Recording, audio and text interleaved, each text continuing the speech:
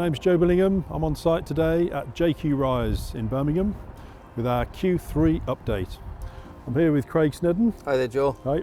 Craig's our construction manager for JQ Rise. So Craig, how are we getting on?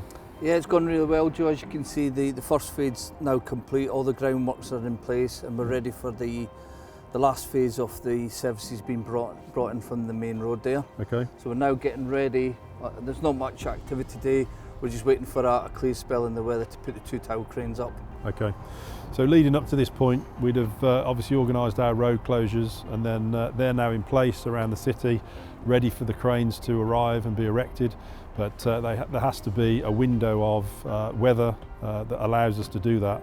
So we missed last week's, and then we're expecting to get the cranes on site next week. So what will happen then, Craig? The first crane I got, which is the tallest one, that's 80 metres. Okay. That's a 4-day process. From then we're going to test and commission. Once that's been proven to be successful, we'll put the other tower crane up. Then we're going to 10-day cycle preparation for the site for the panels to start arriving. Okay. When the panels start arriving, we're looking at a 10-day cycle per floor. Okay. So it's quite a fast-paced process. Sure. Okay. And then integrating into that will be the pod delivery, which is approximately 30 pods a week. Okay. So that's going to prove its challenging period. Sure. So we can expect then 3 stories sort of per month around that sort of time? Yes, it's roughly like say 10 days per floor for the precast panels, and then from that point then they go into like a snagging period. Okay. Where they finish the works and then they carry on. Okay. So with concrete modular construction, obviously when activity on site is light, activity in the factory is full pace.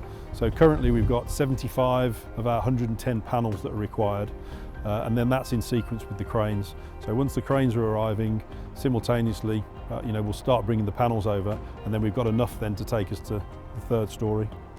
So what sort of challenges have you seen on site? It's working. Or have you seen any challenges on site? Yeah, we have. Again, it's logistics. We've got a busy road there on Summerhill, Okay. and obviously we've had the Commonwealth Games, which restricted access into the city. Okay. Which we've had to really be careful with the concrete pours, being that they're big slabs. Yeah. And we've had to book them in for either early morning or afternoon. Okay. So it seems a simple task, but that's proved very difficult, and also getting the lane closures. That's proven quite tricky with the coordination with the council. Okay. And as I understand it, just coming out of the Commonwealth issues around the road closures, we're also butting up against the German market. That's right. We've got a very small window now, Joe, till I think it's the end of October before we have to get these cranes up. And like I said, the first one being 80 metres, it's very susceptible to the wind. Okay. But we've got 3 windows booked in with the council, it's all approved. And we've also extended that period to 4 days instead of 3. So once we start the process, we'll be on site and get that crane up. Okay, great.